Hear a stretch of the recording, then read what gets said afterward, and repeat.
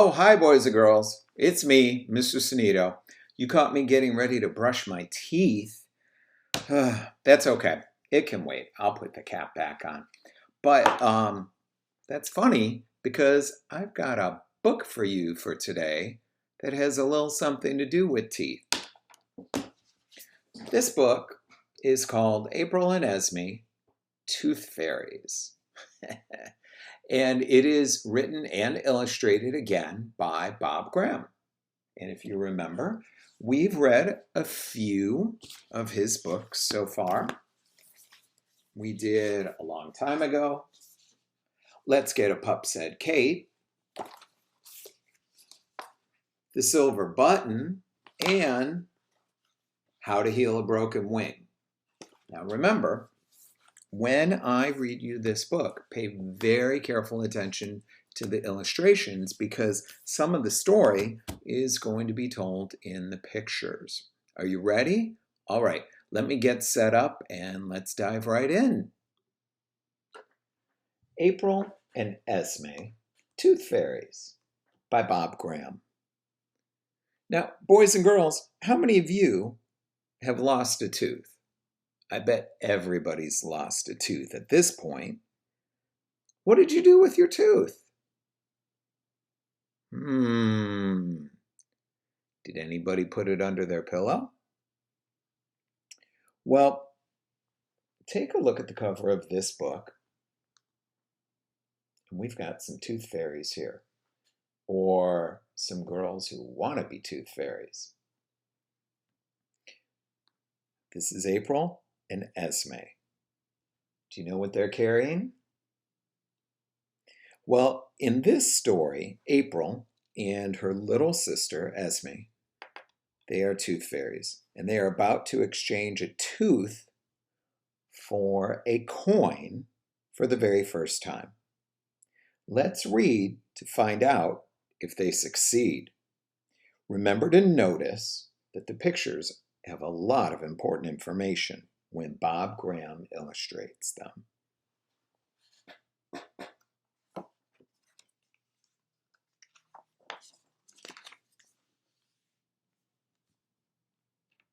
Take a look here. What do you notice? Do you see April and Esme? Oh, there they are. Oh, look at that. What's that?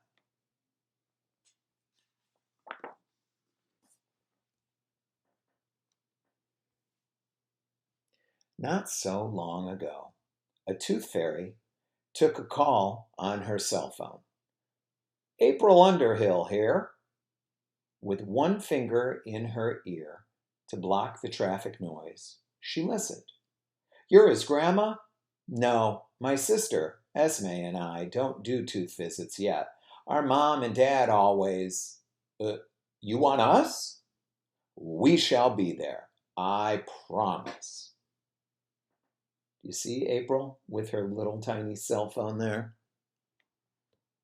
Now, like in his other books, Bob Graham puts illustrations and words in the book before the story even begins. What do you notice about April and Esme, boys and girls? Well, it's interesting to me that Grandma calls and asks April and her sister to come get the tooth. Let's see what happens here. Here's your title page. April and Esme, Tooth Fairies by Bob Graham. Can you see the girls? Can you see their tiny little house?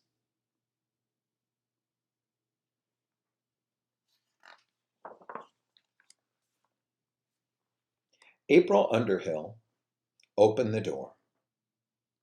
A draft slipped through behind her, like there was some wind that came through. And Esme, making the teeth hanging from the rafters chatter and chime. John Underhill started to speak. April? Don't say anything, Daddy, April said. We're collecting a boy's tooth tonight, and I have to write this down. So this is what she wrote down. Daniel Dangerfield, 3 Cornflower Terrace, Parkville, milk, tooth, front, dog, no cat tonight. That's what she wrote down. And it says here, tonight, April, you're only 7, said her dad. And 3/4, April added. I promised. I'm going too, said Esme. Oh boy.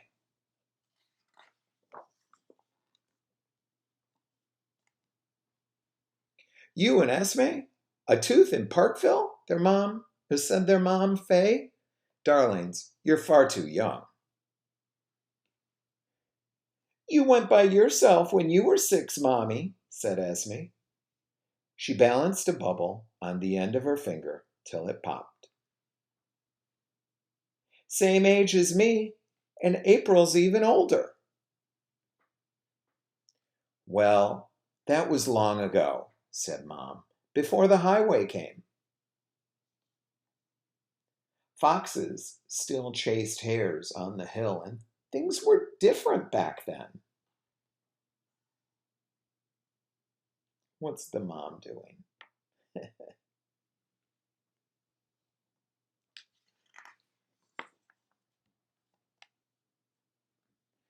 Now look at this illustration while I read. Well, some things haven't changed, Mommy. Esme took a sip of her dandelion soup. Children still lose their first teeth, April said, and ducklings still have to take their first swim. Their parents looked at them, startled.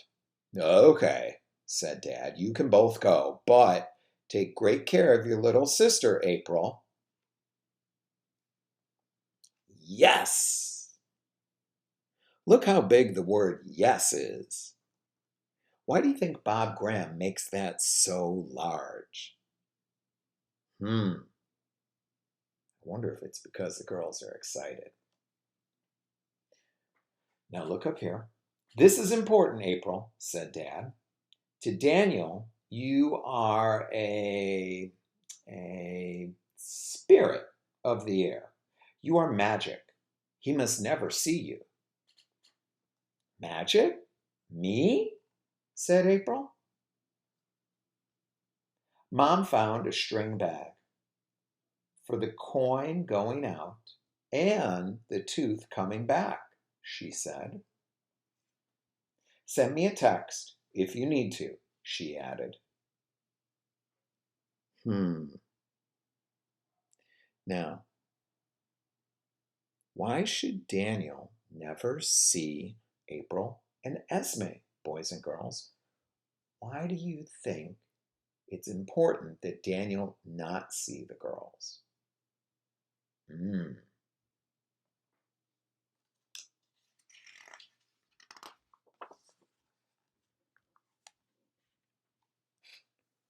Then they lifted off into the night. So there they are leaving. Well, they leave their house. And they're flying away. And what are they carrying? The coin that they're going to leave for Daniel. Oh, it's so important to look at these illustrations. I almost missed Mom and Dad. Okay, now we're going to read the pictures in order to tell the story, to tell the events in order. So we start here. The wind took them and shook them, pushed them and pulled them. It shivered down Esme's wings. Now look at this. The wind rippled through the feathers of a passing owl. There's Cornflower Terrace, shouted April. They dropped through the dark.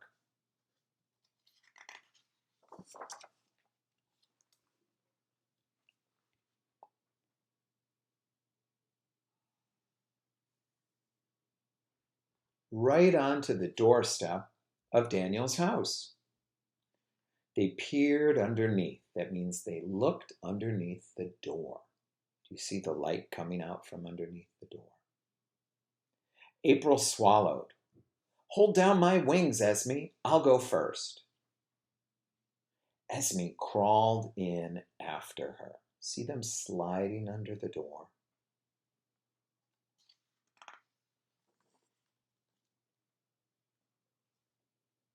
To the other side. Where is his room? She whispered.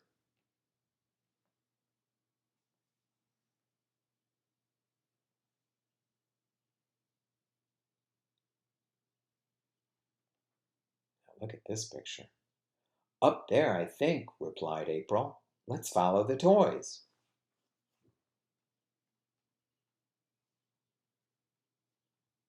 Must be up there.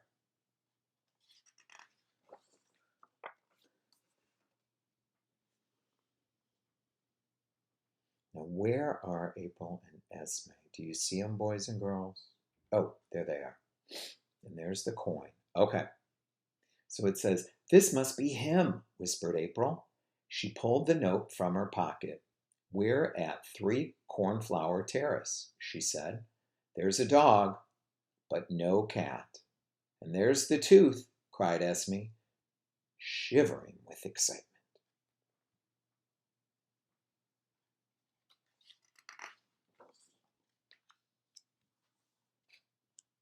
Okay, now we're going to read these pictures in order. So we start up here at the top and go down. But, oh dear, he's put it in water, said April. Oh, do you see the tooth? She made a decision. I can swim. I'll get it. Look. She squeezed her eyes shut and in a cloud of bubbles went for the bottom. I've got it, Esme. I've got it. Shh, hissed Esme. As Daniel Dangerfield stirred, so he's starting to move, look at his eyes, and woke up. Oh no, Dad said that Daniel must never see them. Boys and girls, what do you think will happen next? Oh boy.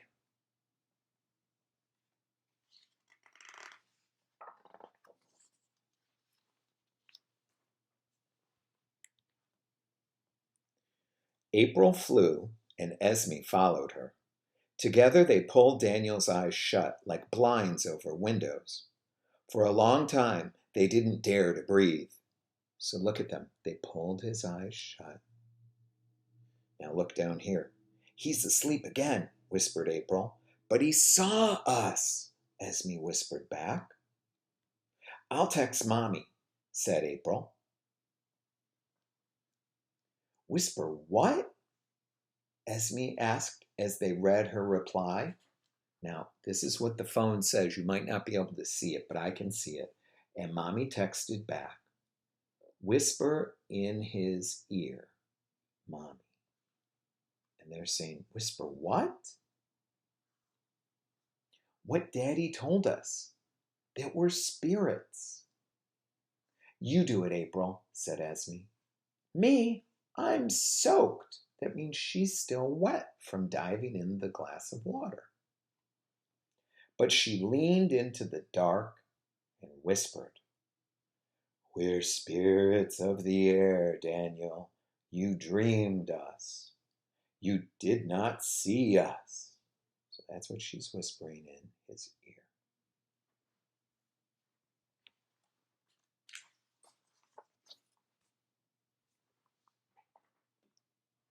Here they are. Now, what do they have in the net? That's got to be Daniel's tooth. Goodbye, Daniel Dangerfield. They picked up the tooth and flew down the hall. Yep, that makes sense. April, wait, called Esme. It's the sweetest sight. I think it's the grandma. April waded waist deep in Grandma's hair. There's April. Then kissed her on the nose. "We did it, Grandma. Our very first tooth," she whispered. Do you see that? "No, Esme, don't take those. We have to go." Boys and girls, do you notice what Grandma keeps in the glass of water? Well, these are Grandma's false teeth. Those are the teeth that she has, and she puts them in her mouth when she wakes up. But at night, she keeps them in a glass of water. Oh, that's why Daniel put his tooth in a glass of water. Oh, that's cute. So she says, "No, Esme, we don't take those. We have to go." They collected their coats, buttoned them tight, and slipped under the door. Daniel's front tooth swung in its bag as they cleared the chimney and headed for home. Here they are flying. The wind tumbled them high over the city, up the highway, and set them down at their own front door. Mom and Dad hugged them until their wings crackled.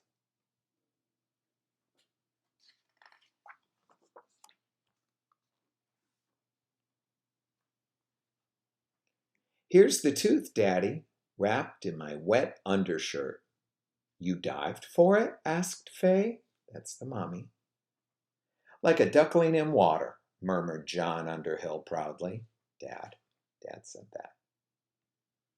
The girls drank hot elderberry juice and then were hugged some more.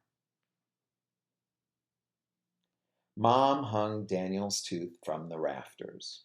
So these are the rafters, part of the ceiling. That's where they hang the teeth. "On Saturday, we'll take it to the fairy craft market for everyone to see," Dad promised.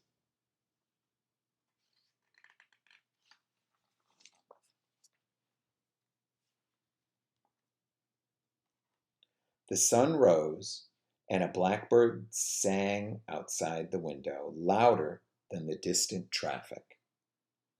As April and Esme fell asleep, Daniel Dangerfield woke to find a coin gleaming by his bedside. A new tooth was already coming in. What dreams he'd had! Boys and girls, what dream do you think Daniel had?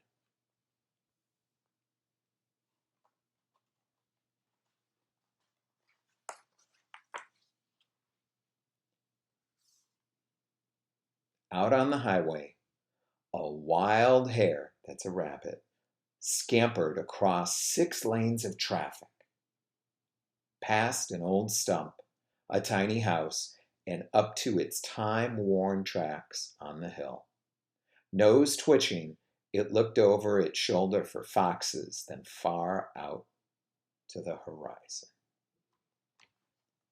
And if you look very carefully, there's the tiny hare, the little rabbit.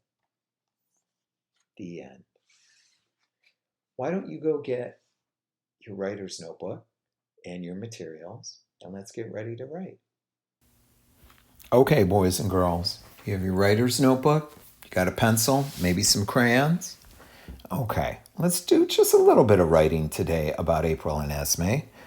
At the very top, let's put the title of the book, April and Esme, Tooth Fairies.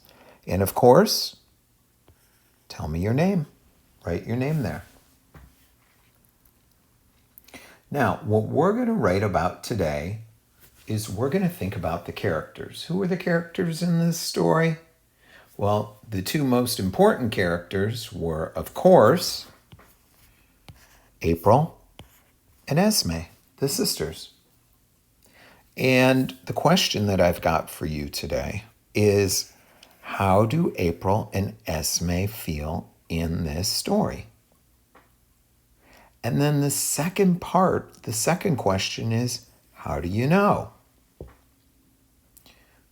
Now, let me give you a little bit of help. Sometimes what we can do is we can reread that question to get some ideas. How do April and Esme feel in this story? Well, I'll get you started.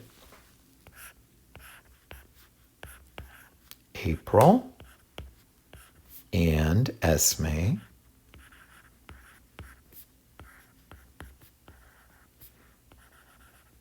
feel, and I've got the word feel right there. Do they feel angry? Are they surprised? Are they shocked? Are they excited? Are they nervous? Are they scared? I think there's a lot of different feelings that they have. But you can pick one, or you can pick two, or three. But tell me how you think they feel in the story. And then you can put your period there. And then we're going to do a second sentence. They feel like this because, and you have to tell me why they feel like this. So if you say that the girls feel angry, you have to tell me why. If you tell me the girls feel surprised, tell me why. So I need a reason. And so that's what's going to go in this second sentence. They feel like this because, and then give me your reason right there.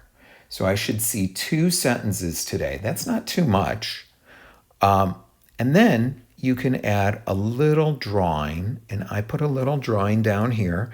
It's not perfect. That's okay. But I've got the girls with their wings. And let me see if I can color them in here. There's one of them. She had a yellow jacket. The other one had a red jacket. I could do that. And then they had the coin, the net with the coin. That was more kind of a gray. I'll do that. And then I like to put these little dashes around them to kind of show that they had a little glow because they're fairies. And you can even color around them. Like if you wanted to do maybe a yellow color, you could kind of do that. Have some fun with it. So think about this story. Think about how these 2 very important characters feel. Tell me why they feel that way. Give me a drawing. And then send it to me in ClassDojo. I hope you enjoyed this story, and I hope you have a great day. I'll talk to you soon, boys and girls.